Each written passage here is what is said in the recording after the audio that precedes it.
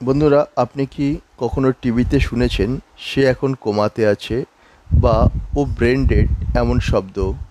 আমরা অনেক সময় এগুলিকে এক বলে ধরে নিই, কিন্তু জানেন কি এগুলির মধ্যে এক গভীর পার্থক্য আছে। আজ আমরা জানব মানুষের চেতনার স্তরগুলি, আর এর মধ্য দিয়ে আমরা কে কিভাবে বাঁচি তা নিয়েও একটু গভীর চিন্তা করব। চেতনার স্তর কিভাবে বিজ্ঞান ব্যাখ্যা করে। চেতনার বিজ্ঞানে কনসাসনেস অর্থাৎ চেতনা বলতে গুরুত্বপূর্ণ শব্দ ব্যবহার করা হয় জেগে থাকা এবং সচেতনতা। একজন মানুষ জেগে থাকতে পারেন, কিন্তু যদি তিনি আশেপাশের কিছু বুঝতে না পারেন তাকে বলা হয় ভেগেটেটিভ স্টেট এ বলা হয়। অন্যদিকে কেউ যদি জেগে না থাকেন, না সচেতন হন, তাকে বলা হয় কোমাতে। এগুলি কিভাবে ঘটে? আমাদের মস্তিষ্কের দুটি গুরুত্বপূর্ণ অংশ রয়েছে, চেতনা কেন্দ্র এবং জেগে থাকার নিয়ন্ত্রক। যদি কোনোটি একটির ক্ষতি হয় তাহলে মানুষ কোমাতে চলে যেতে পারে।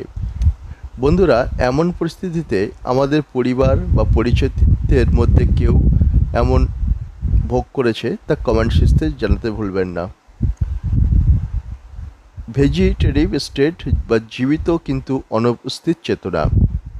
একজন ব্যক্তি ভেজিটেটিভ স্টেটে থাকলে তিনি শ্বাস নিতে পারবেন, তার ঘুম ও জাগরণ চক্র চলতে পারে, কিন্তু চোখ খোলা রাখতে পারেন, কিন্তু তিনি কোনোভাবেই আশেপাশের জগৎকে অনুভব করতে পারবেন না। বিজ্ঞানীরা বলেন এমন ব্যক্তি অ্যাওক বাট আনঅ্যাওয়ার। এটি কেবল শারীরিক উপস্থিতি।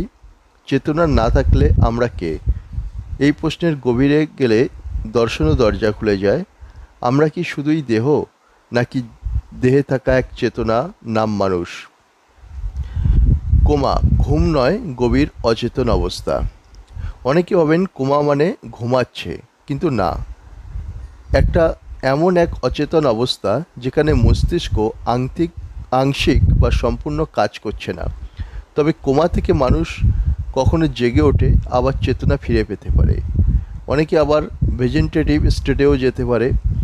এই উত্তরের পর্তায় জীবনের শক্তি কখনো হেরে যেতে চায় না।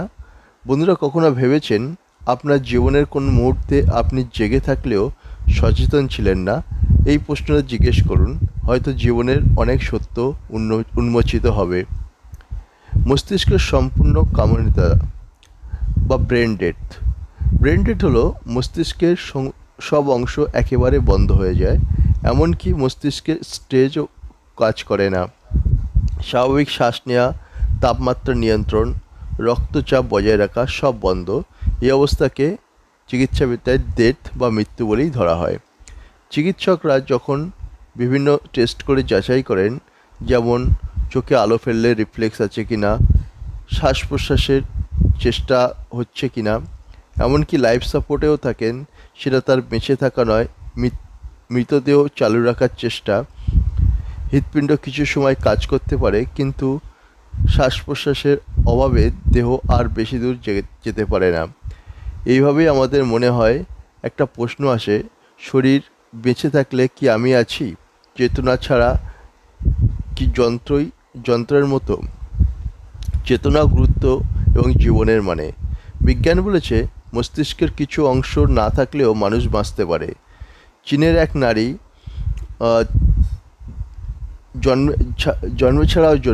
ব্রেন ছাড়া জন্মেছিলেন, তবু তার প্রায় স্বাভাবিক জীবনযাপন করেছেন।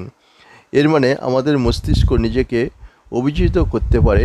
এটাই হলো নিউরোপ্লাস্টিসিটি।